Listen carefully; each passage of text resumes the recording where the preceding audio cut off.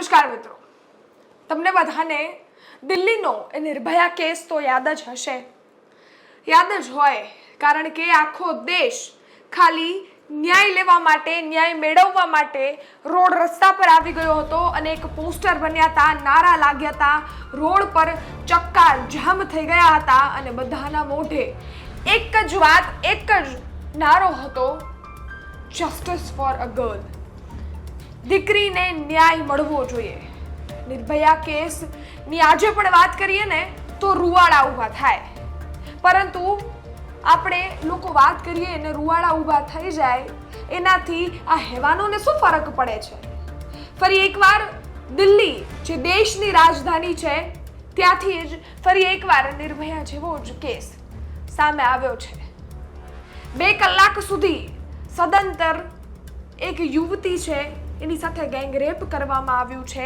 એ બસ છે એ સદંતર 2 કલાક સુધી દોડી રહી છે રોડ પર, અને દિલ્હી જે રાજધાની, જે વુમન્સને સેફ રાખવા માટે બસો ચલાવે છે, મેટ્રો ચલાવે છે, આજે એ જ બસમાં દીકરી સેફ નથી.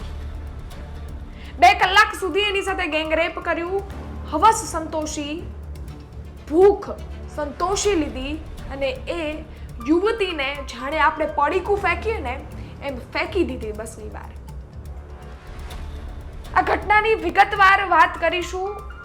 ઘટના ક્યાંની, કયા વિસ્તારની છે, યુવતી કોણ છે, બધી જ વસ્તુઓની ચર્ચા કરીશું. એ પહેલા આપ ગુજરાત તકનો ક્રાઇમનો કાર્યક્રમ જોઈ રહ્યા છો. આપની સાથે હું જ્યોતિકા. આ ઘટનાની વાત કરતા પહેલા જ સવાલો ચોક્કસથી થશે અને લો એન્ડ ઓર્ડર પર સવાલો થશે, કારણ કે જ્યારે દીકરીની સુરક્ષાને લઈને વાત આવશે અને એ પણ દિલ્હીની વાત આવશે, દિલ્હી દેશની રાજધાની છે, અને અનેક વાર ફરીથી લો એન્ડ ઓર્ડર પર સવાલ ચોક્કસથી ઉઠશે કે દેશની દીકરી સુરક્ષિત મહેસૂસ ક્યારે કરશે. દિલ્હીની આ ઘટના સાંભળીને મારા રૂવાટા ઊભા થઈ જાય. હું એક દીકરી છું, હું સાંભળતા મારા રૂવાટા ઊભા થઈ જાય. તો એ જે યુવતી સાથે વસ્તુ થઈ હશે, એ કઈ પરિસ્થિતિમાં હશે, એ તમે કે હું વિચારી પણ ના શકીએ. એ યુવતી 30 વર્ષની છે, એ પણ કહી દઉં, એના લગ્ન પણ થઈ ચૂક્યા હતા અને એને 3 દીકરીઓ પણ હતી. 3 નાની દીકરીઓ છે અને એના પરિવારમાં બીજું કોઈ નથી, એટલે એનું ભરણ પોષણ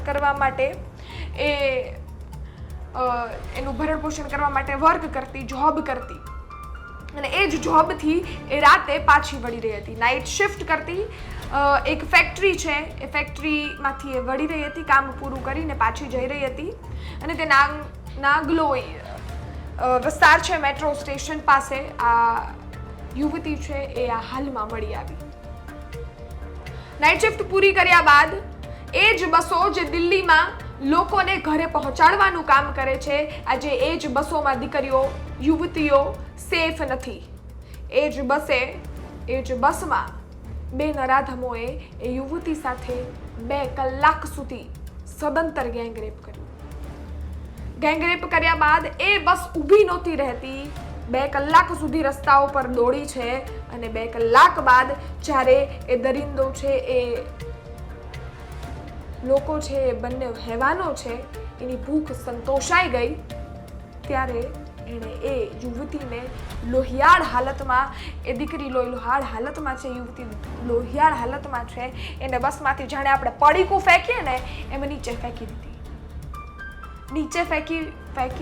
દીધી. અને સાથે જ એ યુવતી એ ખૂબ હિંમતવાળી કહેવાય, એણે પોલીસ સ્ટેશનમાં ફોન કર્યો અને જે પણ ઘટના થઈ હતી એની જાણ કરી. પોલીસ એક્શનમાં આવી.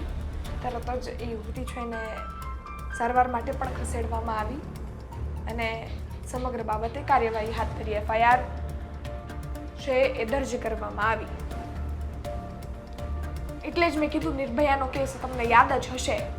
ફરી એકવાર એ જ બસો જે આપણી સુવિધાઓ માટે બનાવી છે, એ જ સુવિધાઓ આજે દીકરીઓ માટે સુરક્ષિત નથી, અને એ પણ દેશની રાજધાની દિલ્હીની વાત થઈ રહી છે.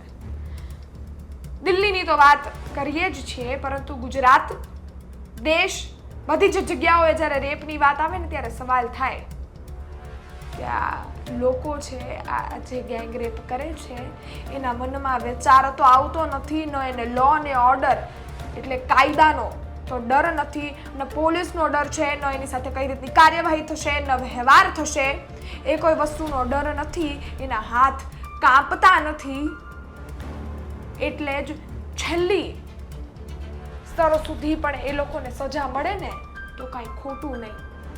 એ દીકરીઓની સાથે કરતા, એ દીકરીઓની પીડા એને નથી બતાતી, એ દીકરીઓની ચીસો એને નથી સંભળાતી, તો જ્યારે પણ સજા આપવાની વાત આવે છે તો આ લોકોની સામે પણ જરા પણ આમ કહેવાય ને લાચારી ન બતાવે જોઈએ. આ લોકોની જરા પણ આમ દયા ન આવે જોઈએ આવા લોકો ઉપર. ખબર પડવી જોઈએ કે જે વસ્તુઓ કરી છે એ ખોટી કરી છે, અને જો કડક કાર્યવાહી નહીં થાય, જો સજા નહીં આપવામાં આવે તો હજી પણ દીકરીઓ સુરક્ષિત મહેસૂસ નહીં કરે. હવે તો એવી પણ ઘટનાઓ આવે છે જેમાં ઘરમાંથી જ વસ્તુઓ સામે આવે છે અને દીકરીઓ હવે તો ઘરે પણ સુરક્ષિત નથી. એના આજુબાજુ આડોશી પાડોશી ફ્રેન્ડ સર્કલ બધે જતા એ ડરે છે. કેમ? કારણ કે આવા લોકો ભર્યા પડ્યા છે. ગમે એટલી સુરક્ષાની વાતો કરીએ ત્યાં સુધી દીકરી સુરક્ષિત નથી જ્યાં સુધી તમારા મનની અંદરનો હેવાન ખતમ નહીં થઈ જાય. તમે હરેક દીકરીને એક રિસ્પેક્ટથી નહીં જોવો.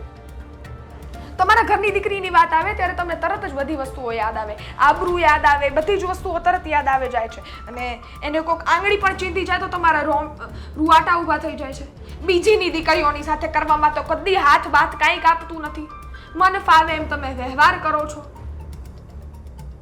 આ ઘટના અંગે પોલીસે કામગીરી ચાલુ કરી છે, કાયદેસરની FIR નોંધવામાં આવી છે અને કાર્યવાહીનો દોર ચાલુ કર્યો છે. આરોપીઓને પકડવાની તજવીજ પણ હાથ ધરવામાં આવી છે. પરંતુ આ બધી જ વસ્તુઓ થશે, એ નરાધમો પણ પકડાશે, એને સજા પણ આપશે, કડકમાં કડક સજા આપશે. પરંતુ ત્યારબાદ શું? નિર્ભયામાં જ આ વસ્તુ થઈ હતી ને, નિર્ભયા કેસમાં લોકો ભેગા થયા, રોડ રસ્તા પર આવી ગયા, જસ્ટિસની માંગણી કરી, પરંતુ ફરી આ ઘટના સામે આવી. આ ઘટના તો મોટી છે એટલે સામે આવી. અને એક એવી ઘટનાઓ તો કદાચ ફાઇલ પણ નહીં થતી હોય. સમાજના ડરથી, પરિવારના ડરથી યુવતીઓ ચૂપ બેસતી હશે, મોઢું બંધ રાખતી હશે. એવી અનેક ઘટનાઓ છે જે દબાઈ જતી હશે. એ નરાધમોના હાથ પાછળ યુવતીના મોઢામાં દબાઈ જતી હશે. અને એક એવી ઘટનાઓ છે જે બહાર નહીં નીકળતી હોય. એવી ઘટનાઓ છે જે યુવતીઓ સહન કરે છે અને બોલતી નથી. અને એટલે જ આવા નરાધમો છે એની હિંમત એટલી વધી જાય છે અને એ લોકોના હાથ એટલા ચાલે છે. સવાલ આજે બધા જ ને છે કે તમે યુવતીઓને સમજો છો શું? તમે દીકરીઓને, મહિલાઓને સમજો છો શું? શું તમે એને તમારા બાપની જહાગીર સમજો છો કે મન પડે ત્યારે ઉપયોગ કરવાનો, મન પડે ત્યાં ફેંકી દેવાની, મન પડે ત્યારે વસ્તુઓ કરી લેવાની ને મન પડે ત્યારે એનો ઉપયોગ કરી લેવાનો? અરે શરમ આવી જોઈએ. આ લોકો જે પણ કરી રહ્યા છે ને એને એક વસ્તુ યાદ રાખવી જોઈએ કે તમે જન્મ લીધો છે ને એ પણ એક મહિલાની કોખમાંથી લીધો છે. તમે એને પણ શમશાર કરો છો અને તમે જે મર્દ હોવાનો દાવો ઠોકો છો ને એને પણ શર્મજનક કરો છો. આ ઘટના ખૂબ દુઃખદ છે. આ ઘટના ખૂબ આક્રોશથી વાત કરી રહ્યા છે. ખૂબ ગુસ્સો પણ આવે. પરંતુ ગુજરાતની દેશની પરિસ્થિતિમાં સુધારો ક્યારે આવશે એ હર સ્ટોરીના એન્ડ પર સવાલ રહી જાય છે. એ સવાલોનો જવાબ ક્યારે મળશે એ તમને ને મને ખબર નથી. કારણ કે જ્યાં સુધી આ જવાબ આપણને જોઈએ છે એ નહીં મળે, કારણ કે લોકોની માનસિકતામાં ફરક નથી આવતો. લોકોની માનસિકતા હજી એ જ રીતની ચાલી રહી છે. ભલે 21મી સદીમાં જીવે છે, કોમનવેલ્થની વાતો કરે છે, પરંતુ આજે પણ એ જ કરવું પડે છે જે છેલ્લા 21 વર્ષથી કરતા આવ્યા છે. દીકરીઓની સુરક્ષાને લઈને વાતો. 21મી સદીમાં પણ દીકરીઓ સુરક્ષિત નથી. આવી ગેંગરેપની વાતો કરવી પડે છે, રેપની વાતો કરવી પડે છે અને ત્યારબાદ લો એન્ડ ઓર્ડર પર સવાલ ઉઠાવવા પડે છે અને એ નરાધમો પર ગુસ્સો ઠાલવવો પડે છે. આ ઘટના અંગે આપનો અભિપ્રાય ચોક્કસથી જણાવજો. બાકી આ ઘટનાની તમામ અપડેટ તમારા સુધી પહોંચાડતા રહેશું. કઈ રીતની કાર્યવાહી પોલીસ દ્વારા થઈ છે એની તમામ અપડેટો તમારા સુધી પહોંચાડવાનો પૂરતો પ્રયત્ન કરીશું. ફરી મળીશું આવતીકાલે 9 વાગે નવી ક્રાઇમ સ્ટોરી સાથે આવતીકાલના ક્રાઇમ શોમાં. ત્યાં સુધી સજાગ રહો, સુરક્ષિત રહો. સજાગતા એ સુરક્ષિત રહેવાનું ખૂબ મોટું હથિયાર છે. ધન્યવાદ.